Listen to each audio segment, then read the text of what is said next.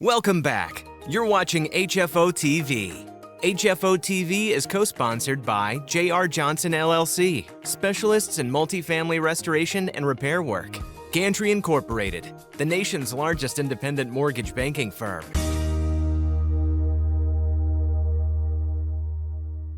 Thank you for joining us on HFO-TV. Today, we're lucky to have with us Mingus Mapps, one of the city council members here at Portland, who's been in the office for 3 years now. I'm a little over 2 years at this point. Okay. I just started in my the third year, there we go. Okay. Entering my junior year. Yeah, that's a good way to look at it. So I know one thing that we have talked about before. I know when you ran, and we'll, for our audience to be interested, would be the the recent charter reform measure that came through.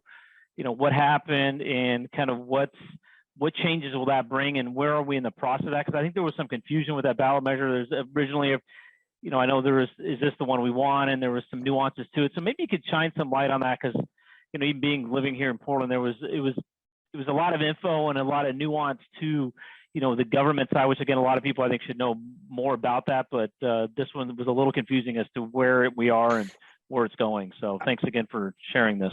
Oh, absolutely, and thanks for asking. This is I think truly one of the biggest changes to come to the city of Portland in the last 100 years. Our charter is essentially the constitution for the city of Portland, and we have been essentially operating under one constitution since the early 1900s. Then sometime late last year, the voters in Portland decided to move to a new charter for the city, and this charter fundamentally reorganizes the way Portland organizes and runs city government and elects its city leaders. Okay. Now, right now, you have a council that's composed of 4 members of city council and 1 mayor. Starting in 2025, on January 1, you will have 1 mayor and 12 members of city council. In addition to that, you will have a city manager who's responsible for managing the day-to-day operations of our city's, I think, 24. And that won't be the mayor or one of the other 13. No. The city manager will basically be the guy or gal who's in charge of running the day-to-day operations of the city. Although I would imagine the city manager would operate in close collaboration with the mayor. One of the things that is confusing about this moment is that some responsibilities are still ill-defined, like for example what the mayor does, and frankly even what the council does a little bit. But the goal is moving forward. Right now, members of city council under our current system are essentially the chief operating officers for our different city bureaus. So I'm the guy who's ultimately in charge of the Water Bureau, the Bureau of Environmental Services, and PBOT. And that's not a symbolic thing. We make important and fundamental decisions about how those budgets are organized, what our fundamental policies are. And then we have my other members of council who, have their own portfolios. There's some virtues to that system. There are also some vices. The vices would be Portland has, for the last 100 years, essentially had 5 different mayors, each in charge of different fiefdoms. That can work well, unless members of council actually don't work well together. And it's, it's completely common in the city of Portland to have members of council who have fundamentally different philosophies about things. So you might have one council member who thinks A is very important, and another council member who thinks B is very important. But if they need to work together to solve a problem like getting your permits out in an efficient and timely fashion, or to have a coherent strategy towards addressing houselessness, sometimes we haven't gotten the best outcomes. Now, actually, the city manager piece is very important, and I think it's going to really make the city better in that we will finally have a single individual who's ultimately responsible, where the buck really stops. And is that an elected position then, Mingus, or no? It's not. Okay. No, it's going to be this is a real administrative job. Okay. Like it varies from place to place, but typically city managers is literally a credentialed thing. So you have to go to school and get a certificate that says you know how to be a city manager. Just a very high level, frankly, bureaucrat. And they're reporting to the council and the mayor, and that's exactly it. Okay. One of the city managers' challenges is that they will have 13 different masters to serve. And you will, if you Google city manager firing, you'll see that city managers get fired all the time, partly because it is a very difficult political job. But one of the virtues of having a city manager who's not elected is that it's not a political job. Right. Ideally, you are a professional who understands city administration, and you can figure out how to literally make the buses and trains and potholes, get And the tended to bureaus, and in theory, working together in a more cohesive. Yeah. Exactly. Like one of the vices of our current system is that it that creates very real barriers between different city bureaus working Right. well together. In order for that to happen under our current system, literally your leadership, your elected leaders in charge of those different bureaus have to have the same vision, and you have to also have the missions of these different bureaus have to be aligned, and they can sometimes not. For example, I'm the commissioner in charge of environmental services. So I kind of want to protect national or natural spaces. On the other hand, which in my natural spaces will look a lot like parks, but parks really want to activate and get people sort of out there on the grass and whatnot. But, if you're trying to protect the environment and at the same time you're trying to get people in the environment, sometimes those two missions, which are very important and totally legitimate, can be at odds. So is your department and building services department sometimes at odds based on what? Yeah, well, that's another problem with, let's just talk about like getting permits out in an effective manner. I think we have 7 different programs that issue permits spread across, I think, 6 different bureaus.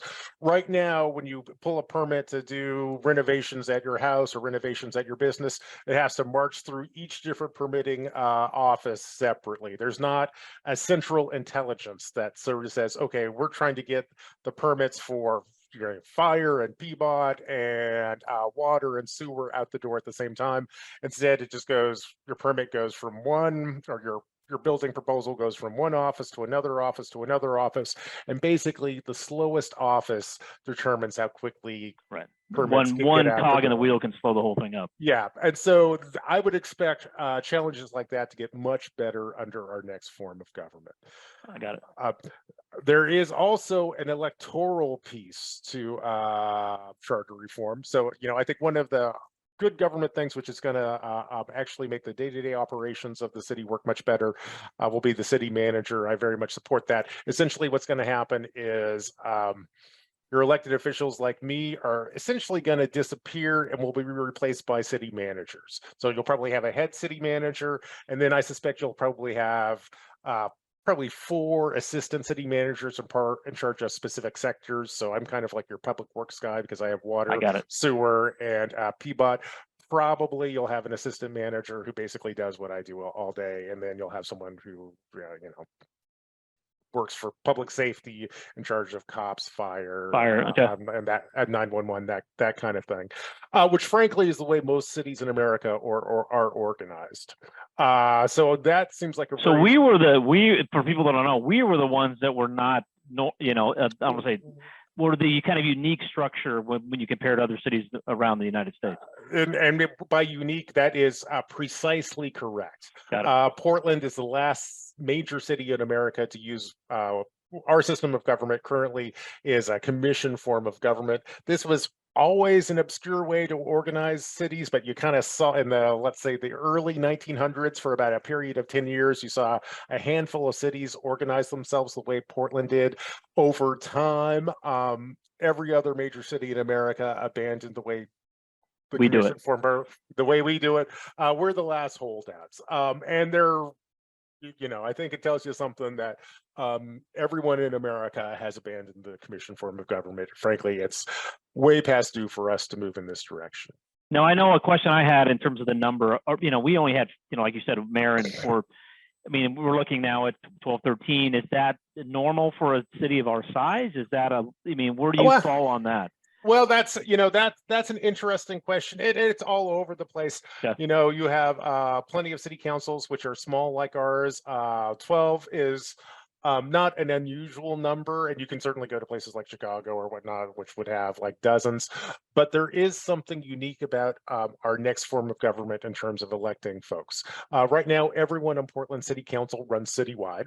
So there's So not yeah, that's one thing unique here. We don't have a city, like a geographical we don't. person. Right. Yeah, Okay. we don't have districts, we don't have wards, but we will moving forward for city council seats. So we'll have 12 city council seats. They're going to be divided up into, what we're going to do is divide the city into 4 different quadrants. Each of those quadrants will elect 3 members of council. And then here's where it gets a little complicated.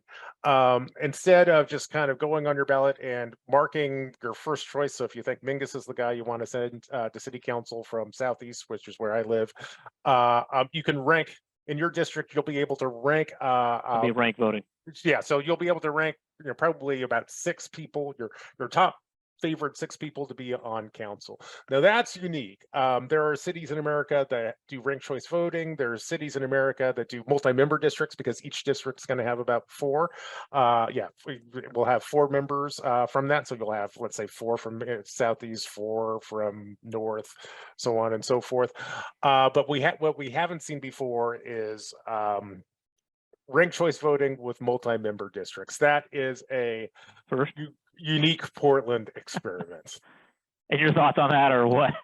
I'll tell you, I think there's some wisdom to geographic representation. Yeah. If you spend time in the city, the challenges you faced east of 82nd are very different from the challenges you face in North Portland or the West Hills, for example. So that makes sense.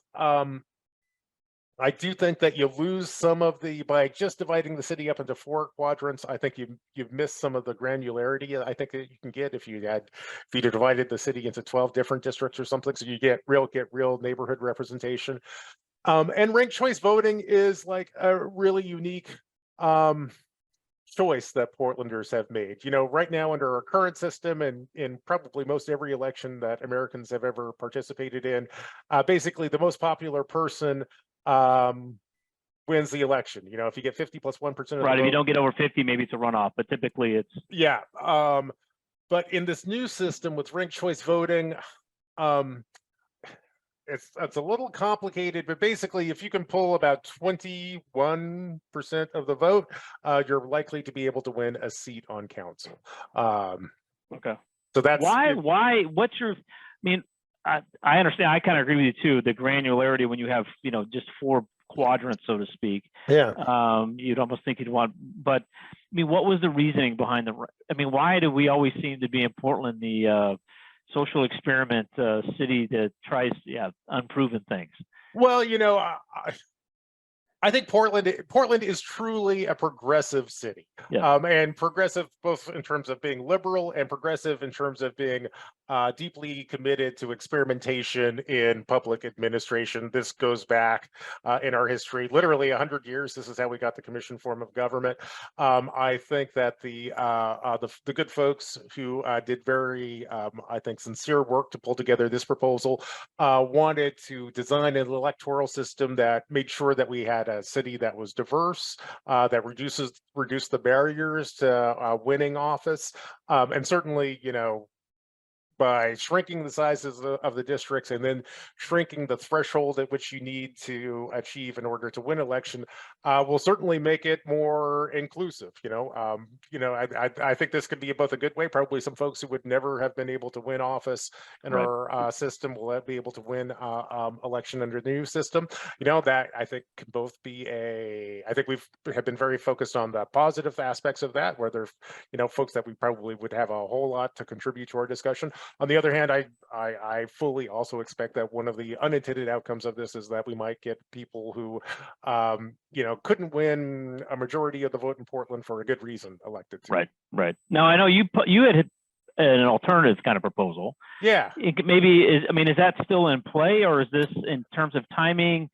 No, I put my pitch out there and I did not win on this. And basically, having a city manager makes a lot of sense. Right. I think moving towards geographic representation makes a lot of sense. So neighborhood-based districts, increasing the size, so I wanted I wanted a larger council, neighborhood-based districts. I was less moved by the arguments in favor of having multi-member districts and ranked choice voting. I'm not I quite got it. sure what that got us. I made the pitch to the people of Portland around Right. that alternative choice, and they chose to go in a different direction, and I accept that.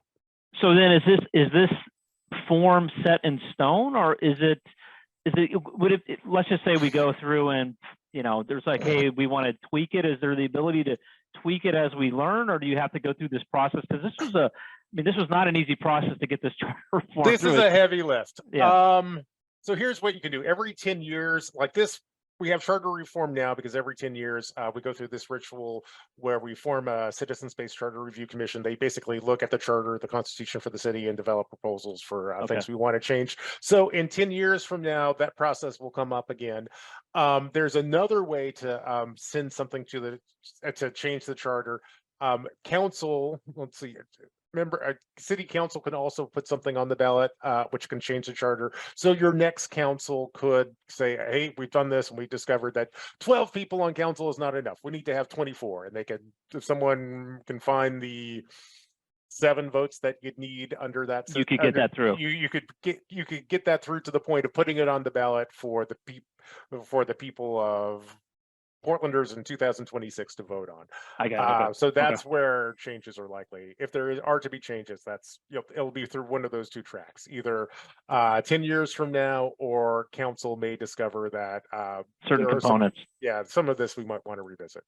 And so then for you in your day-to-day, I mean, so as this changes, you will go from not necessarily representing the whole city as a citywide, it'd be very, you know, neighborhood or regional specific, with oversight of the city manager, where you don't have necessarily a bureau that's you still may have one that's kind of your, you know, passion, but you won't be necessarily the head of that bureau like it is now. Well, yeah, except for, here's something to be aware of. Everyone on city council basically gets sunsetted. Every current member of council basically gets sunsetted. So if you want to continue to serve as a city commissioner, you'll have to decide to run. We don't even know what the new maps will look like yet. I was going to ask you about that. So the maps aren't even designed yet. Yeah, maps aren't even designed yet. But I think the vision is our next council would spend far less time running the day-to-day operations of the city. You know, if I'm making every major contract that the water bureau you know, has to sign, or every RFP, you know, I'm involved with, I think future councilors will be less involved with that, and we'll be more focused on broad policy questions and budget issues. Which again, for you, that's kind of where you thrive, right? Yeah, well, both. I actually think the details of government, the day-to-day administration of the city, really matters. Getting that right is, frankly, one of the things that Portland has gotten wrong. At the same time, I also think that it's clearly a better practice to have your elected leaders focused in on, you know, broad policy questions. You know, do we want to invest more in public safety or more in diversion? You know, what's our broad strategy for solving homelessness or bringing down crime? You know, that is actually what good government looks like broadly, from everything we know from about 200 years of studying public administration in America. That's the way to, yeah. So which you bring up some topics that seem to be, you know, which are the number one topics as you talk to people in Portland. I mean, what do you see changing in the next years? I mean, we're having this discussion here in, you know, April. I mean, will we see more systematic changes once this new government comes in place, or do you think there can be some instrumental things that can be done between now and, you know, the time this goes in place? Oh yeah, no, things are changing right away. This council takes you know, getting ready for charter reform and our next form of government very seriously. Frankly, it would be political malpractice for us to do nothing and just hand this whole package off to the next council with no preparation. So one of the things that we have done starting in the year 2023 is that we've clustered like bureaus together under general areas. So I'm essentially the public works, the commissioner in charge of public works in Portland. So that's why I got water, environmental services, and PBOT. You know, we basically everything in the public right of way is the stuff that I keep that under one commissioner in the form we have now.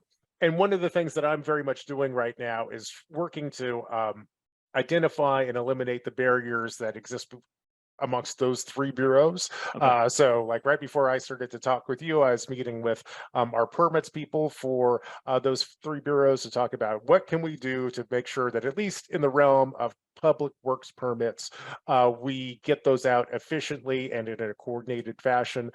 Frankly, that's the work that your next city administrator is going to be doing. Right. And frankly, if you have 24 different bureaus and you just kind of hand this current beast that we have over to a council of 12 people and a mayor and a city administrator, you're going to have, it would take years to even just figure out the budgets. Right. It'd be a mess.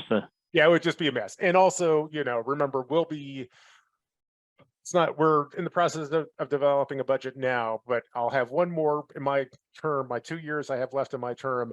I got two more city budgets to get out the door. One I'm working on now. In October, I'll start working on the next one. But that next budget that I start working on in October of 2023 will fund the first year of our next form of government. So we have to basically budget into or develop a budget for what the